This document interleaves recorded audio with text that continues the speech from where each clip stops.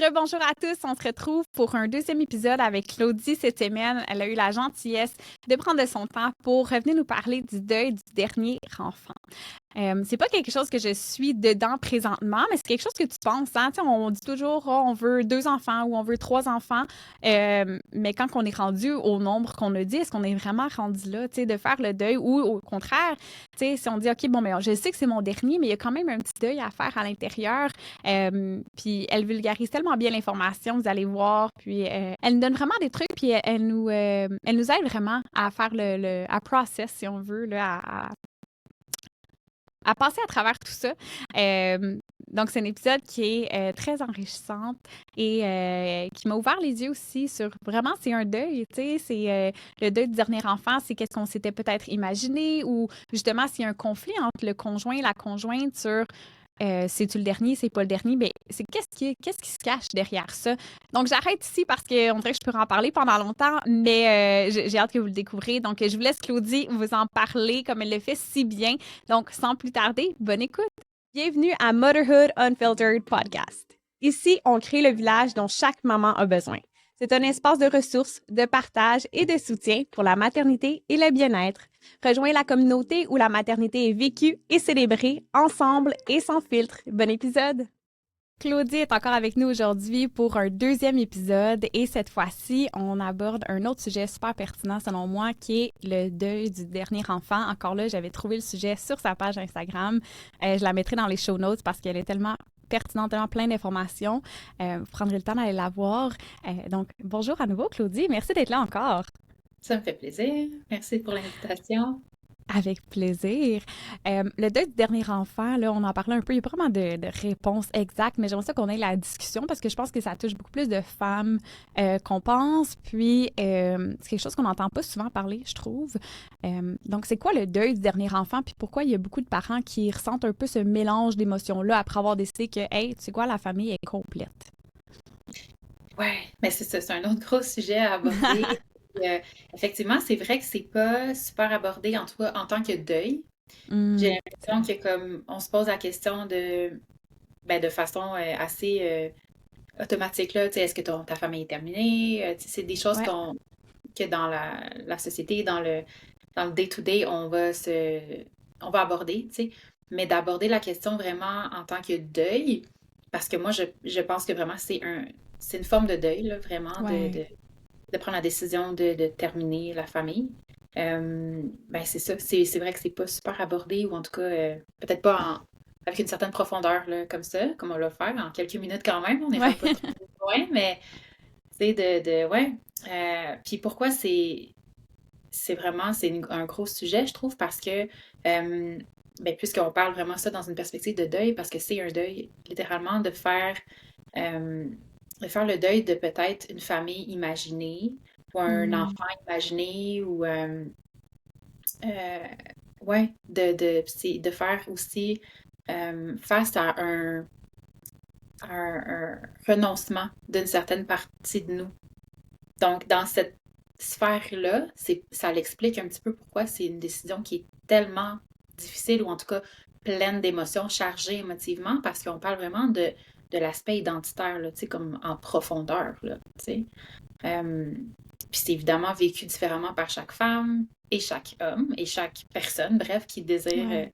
fonder ou non une famille, ou en tout cas qui se pose la question, là. Ouais.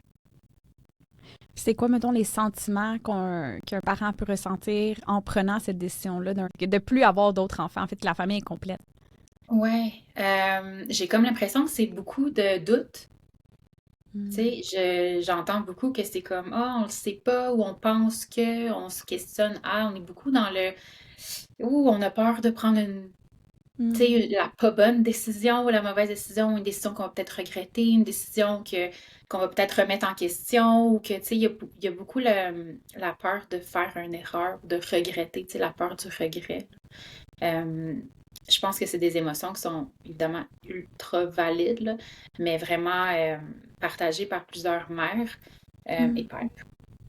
Tu sais, est-ce qu'on fait vraiment la bonne décision, tu sais? C'est une grosse prise de décision. Puis avant la prise de décision, je pense qu'il y a comme un travail à faire individuel. Puis conjugale, familiale à faire, tu sais, aussi. Ouais. On peut pas penser qu'on va prendre une décision parfaite, là, mais on peut mettre en place des trucs pour s'assurer que la décision soit la plus réfléchie, puis qu'elle soit le plus alignée vraiment avec, avec nos besoins, là. Ouais. Puis pourquoi c'est aussi difficile de faire le deuil de cette étape-là, mettons, de vie quand on est certain de sa décision? Tu sais, moi, j'ai une amie qui elle a 4 enfants, puis sur le chemin pour aller, tu sais, mettons, pour son chum, ils ont décidé, OK, bon, ben c'était le dernier, là, après 4, on est sûr qu'on n'en a pas d'autres, mais elle dit, j'ai pleuré tout le long. Tu sais, pourquoi c'est aussi difficile de faire le deuil, même si, hey, clairement, on n'en veut pas un 5e, tu sais? Ouais, ben parce que c'est quand même un deuil, c'est quand même un renoncement à quelque chose, tu sais. Puis ça, on le vit beaucoup dans la maternité, tu sais, des deuils, ça fait partie de notre quotidien, le deuil de, tu sais, la sphère du nouveau-né, le deuil de, tu sais, de notre enfant qui est bébé. Donc, c'est des petits deuils à chaque fois que l'enfant grandit, puis à chaque fois que notre famille évolue, finalement, tu sais. Mhm. Puis puis j'ai l'impression que quand c'est une que les deuils se font à partir de choses qu'on ne contrôle pas, comme par exemple justement le fait que l'enfant grandit, on n'a aucun contrôle vraiment sur ça, là. Versus quand c'est une décision qui a été prise, tu sais. J'ai l'impression que là, c'est comme, il y a plus quelque chose de noir ou blanc, donc les émotions peuvent être un petit peu plus vives. Même si c'est une décision qui est super alignée, qui est réfléchie, tu sais, qui vient vraiment combler tous les besoins, qui a été, tu sais, vraiment. Reste que on fait un deuil, on renonce à quelque chose qui aurait pu être, Mhm. qui nous aurait peut-être pas servi dans le moment ou qui aurait peut-être été vraiment pas dans nos besoins, mais reste que c'est ça, c'est un renoncement à quelque chose, tu sais. Tellement. Ouais. Puis, est-ce qu'il y a des différences dans la façon dont les parents y vivent cette décision-là selon qu'elle a été choisie ou imposée par des circonstances extérieures? Ben, je pense que chaque personne le vit ultra différemment, tu sais. Ouais. Mais en même temps, comme dans n'importe quelle situation, j'ai l'impression que plus que notre sentiment de sentir qu'on a eu un certain contrôle dans la décision, Ouais. souvent le deuil est plus doux.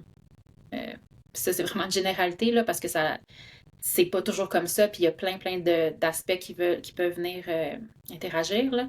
Ouais. Mais reste que quand on a le sentiment on a quand même eu un rôle à jouer dans cette décision, ben on peut plus facilement peut-être passer à travers cette décision-là. N'empêche qu'il y a des émotions qui vont arriver, là, tu sais, puis on n'a pas tant de Ouais. contrôle ou de prévisibilité sur quelle émotion, puis l'intensité de l'émotion.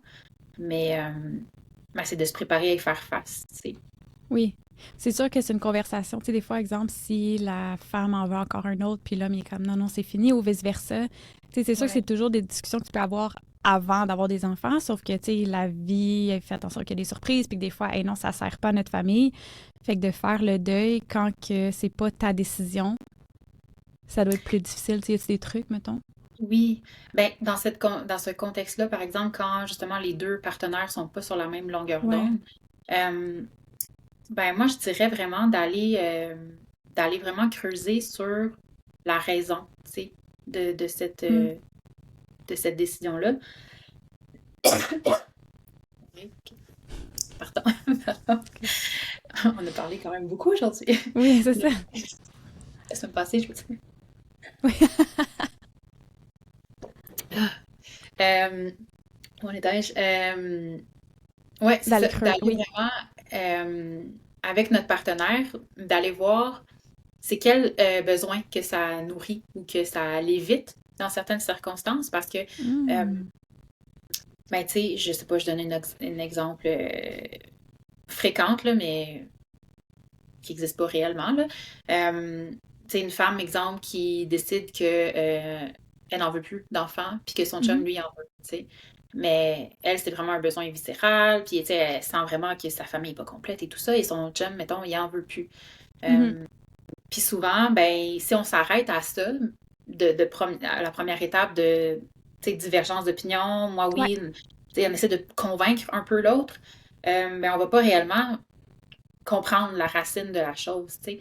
Donc, on peut faire ces discussions-là seul, mais aussi avec une tierce personne, un médiateur, ou en tout cas quelqu'un, Ouais. médiateur dans le sens de rôle de médiateur, là, pas un médiateur Ouais, ouais. familial, mais je veux dire quelqu'un de neutre qui peut vraiment comme servir Ben, d'espace sécuritaire pour aborder la discussion, puis des fois d'aller un petit peu plus en profondeur pour savoir, ouais, mais pourquoi t'en veux pas? Tu sais, c'est quel Mhm. besoin qui est non nourri ou quel besoin que tu essaies de nourrir à travers ta décision. Puis, tu sais, ça peut être du fait que, justement, ben, c'est pas que je veux pas d'enfant, c'est que je veux ma blonde. Ou c'est pas que Mm. je veux pas d'enfant nécessairement, c'est que je veux du temps. Ou c'est pas que je veux pas d'enfant, c'est que je suis serrée financièrement, puis ça me crée du stress. Ou, tu sais, Ouais. fait que des fois, c'est même pas la décision de pas avoir d'enfant qui est vraiment en avant-plan, tu sais. C'est d'autres choses. Donc, on peut pas travailler directement sur la décision, mais peut-être qu'on peut travailler sur les raisons de la décision. Ouais. Est-ce que va faire changer la décision? Peut-être que oui, peut-être que pas. Je pense pas que c'est tu sais, d'essayer de changer la décision comme étant l'objectif principal, mais d'aller combler les besoins. Puis Mhm. ensuite, peut-être que oui, ça peut faire modifier une décision si les besoins de tous sont comblés ou en tout cas que l'autre est entendu surtout. Tu sais?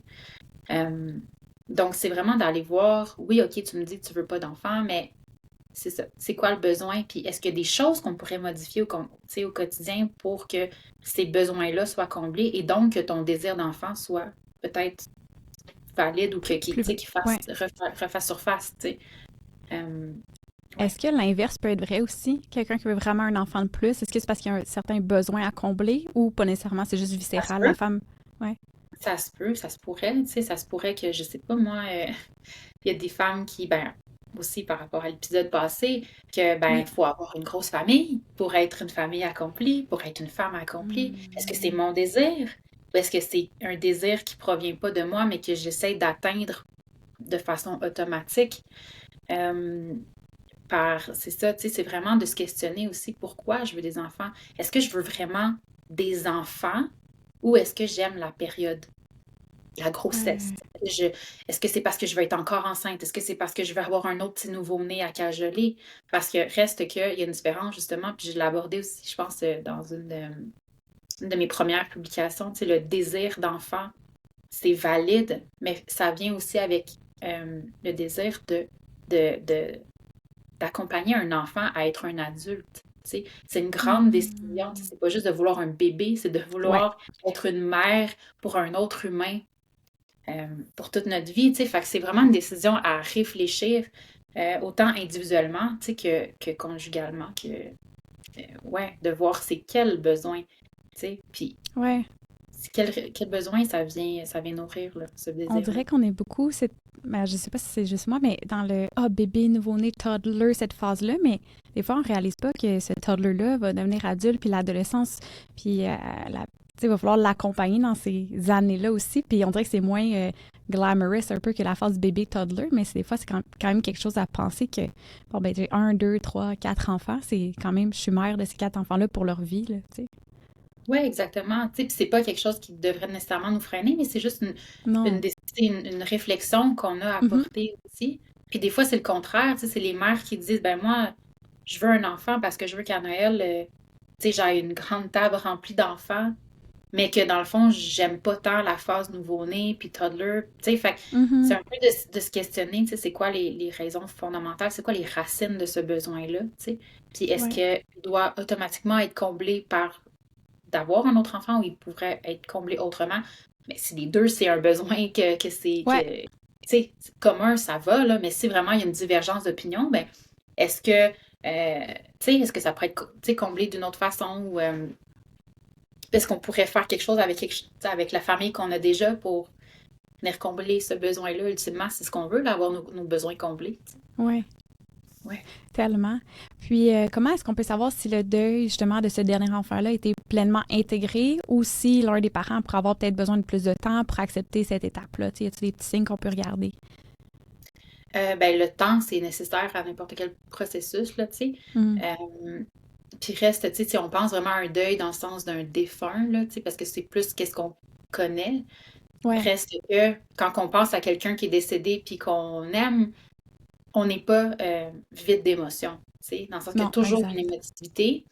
Euh, puis des fois, tu sais, comme quand c'est sa date d'anniversaire ou quand c'est... Il y a des remontées, fait que c'est pas linéaire, tu sais, dans le sens que savoir si Mhm. un deuil est pleinement fait, ça veut pas dire l'absence d'émotion à l'idée de, tu sais. Ça veut Mhm. juste dire qu'on est capable ou on est outillé euh, à faire face à cette émotion-là. Puis que aussi on sent, comme je disais aussi, qu'on sent qu'on a comme contribué à cette prise de décision-là. Puis Ouais. ça n'a pas été quelque chose qui a été imposé.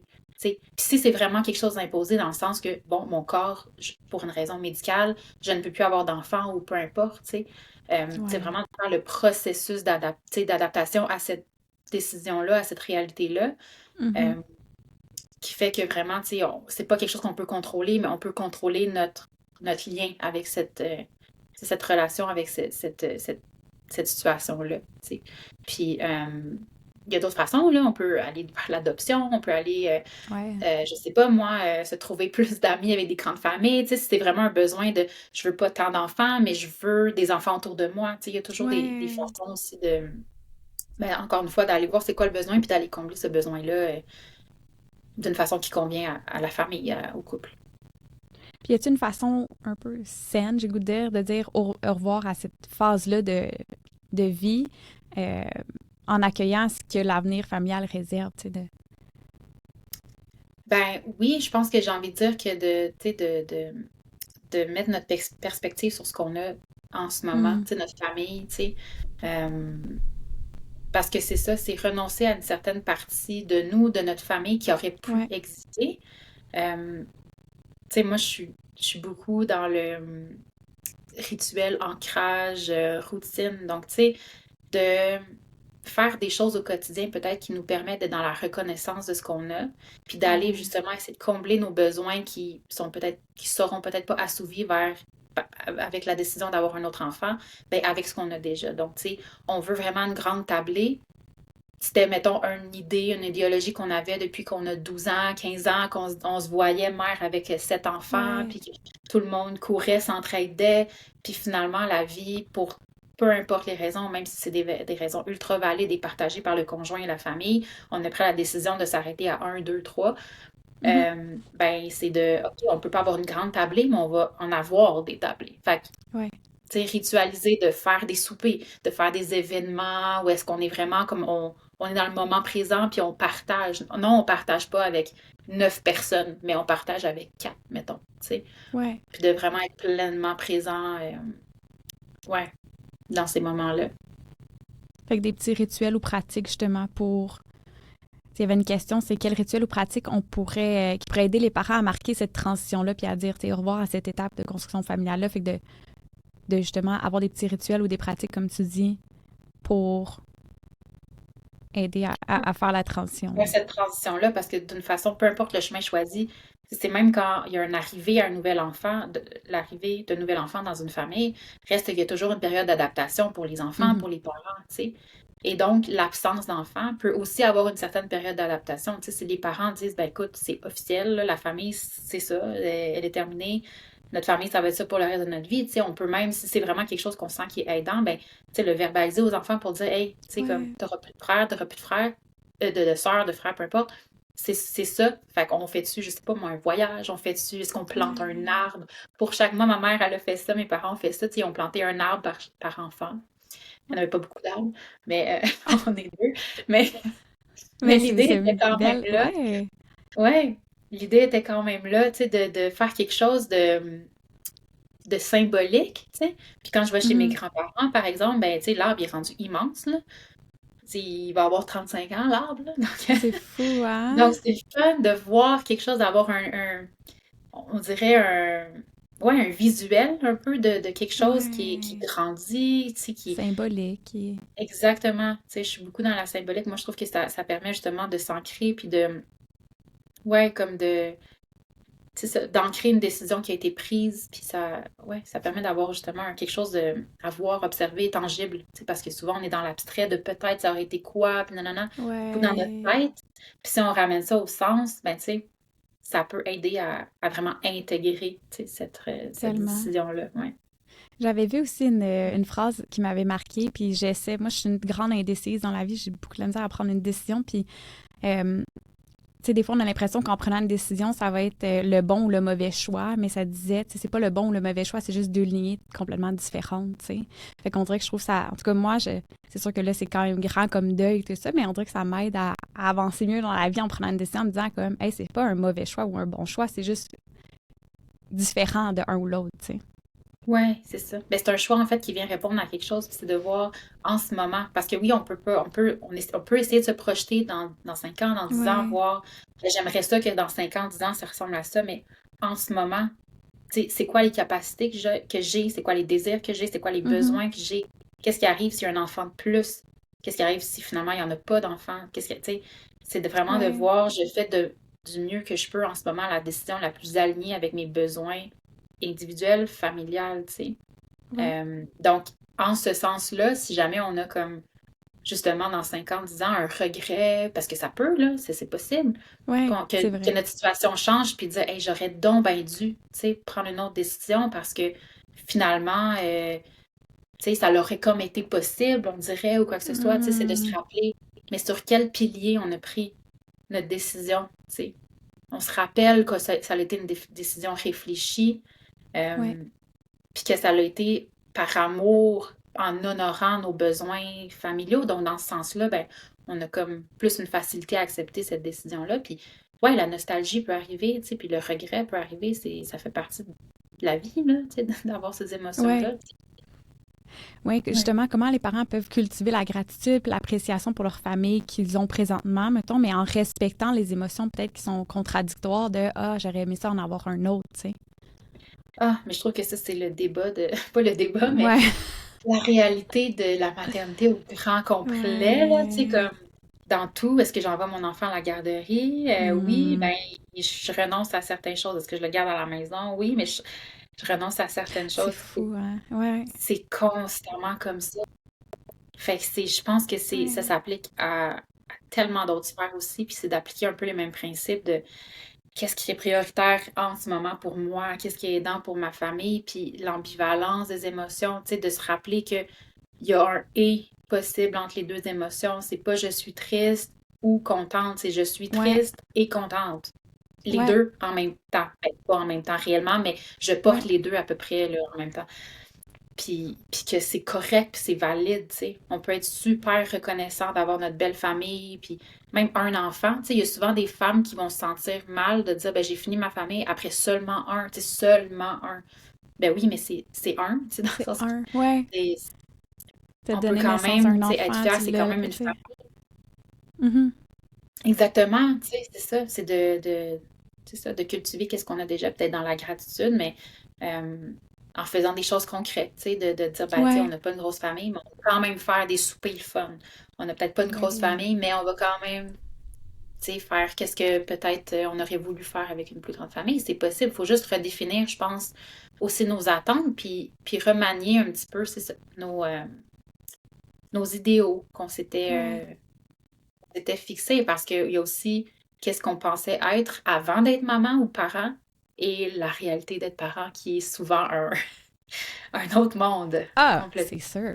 Ben oui. Ouais, ouais. Oui, t'as beau avoir un idéal de moi, je veux 4 enfants. La réalité, c'est que moi, je veux dire, quand j'ai accouché, j'étais comme, oh, OK, c'est ça, là. Puis finalement, je veux dire, j'ai trouvé ma voie, puis ça va très bien, mais c'est quand même ce que tu imagines versus ce que c'est réellement. Il y a quand même une petite Un petit distance entre les clash. deux. Un petit Ouais, clash, exact. Ouais. petit ou grand, mais il y a toujours une petite distorsion un petit peu de la réalité qu'on se fait avant d'être maman, là. Ouais, ou parent. Il y avait, quand tu reviens, quand tu as parlé de un enfant seulement, là, il y avait une question justement, puis j'aimerais ça qu'on la pose.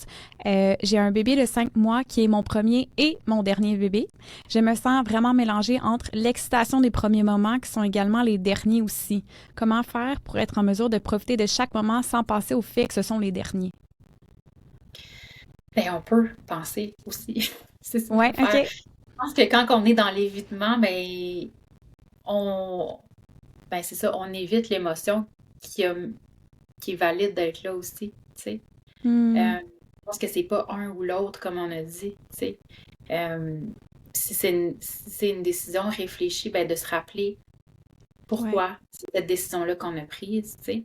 Euh, mais ça peut être beau, l'ambivalence des deux opposés, de, d'être dans tu sais, dans l'appréciation du moment présent des premiers toutes, puis des ouais, derniers toutes. ouais, Mais ouais, c'est un challenge quand même, tu sais. Mais reste que ce challenge-là, on le vit quand même toutes dans une certaine façon parce qu'avec chaque enfant, c'est la dernière fois que cet enfant-là aura fait ses premiers pas, tu sais.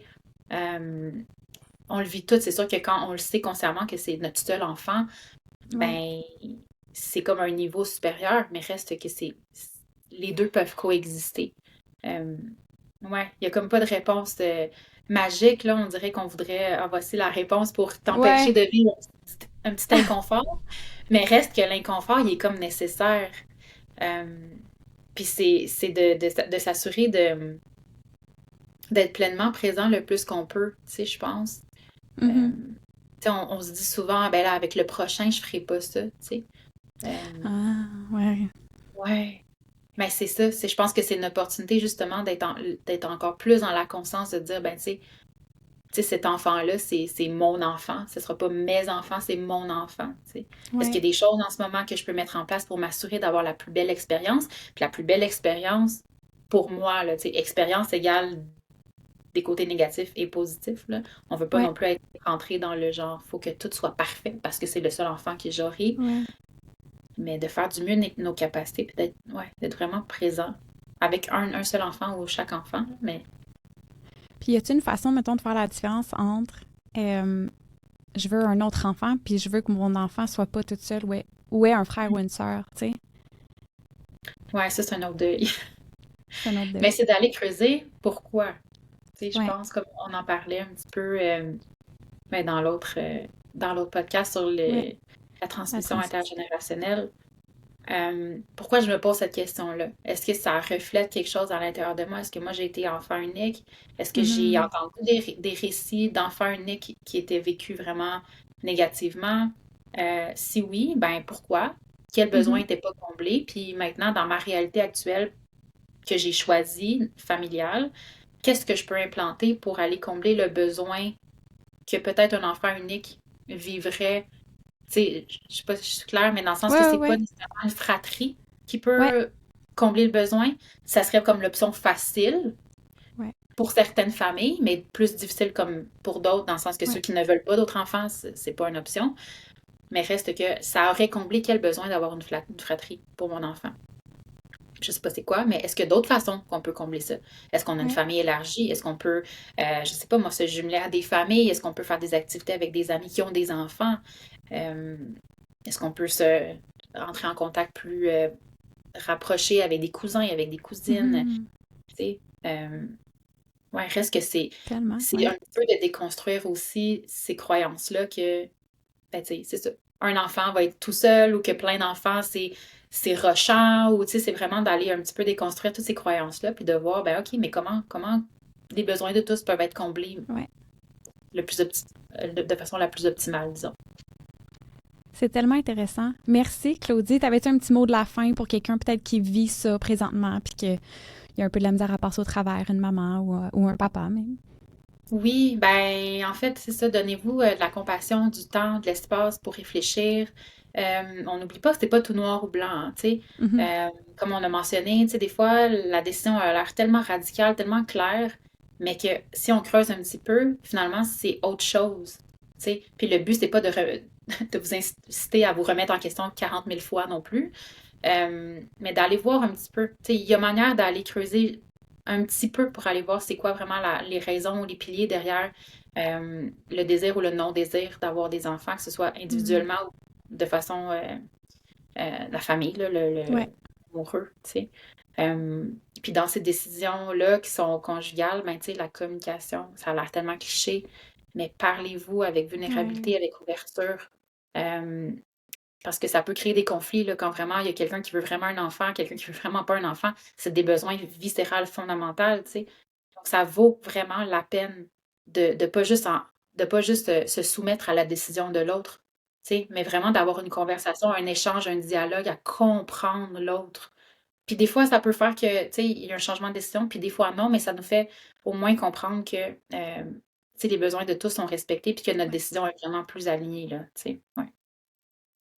Merci. Merci beaucoup pour ton temps. Merci pour ton partage, tes connaissances. C'est toujours un plaisir de t'avoir sur le podcast. Merci. Mhm. Merci d'avoir été avec moi pour un autre épisode de Motherhood Unfiltered Podcast. en espérant que l'épisode t'ait apporté différentes pistes de réflexion, mais surtout un peu de réconfort dans ton parcours de maman. On n'oublie pas que chaque parcours est unique et différent, puis qu'on fait déjà un travail incroyable. Si l'épisode t'a plu, n'hésite pas à aller laisser un avis et le partager avec une autre maman pour continuer à faire grandir notre belle communauté. On se retrouve la semaine prochaine avec un autre épisode rempli de vérité, de bienveillance, mais surtout sans filtre. À bientôt!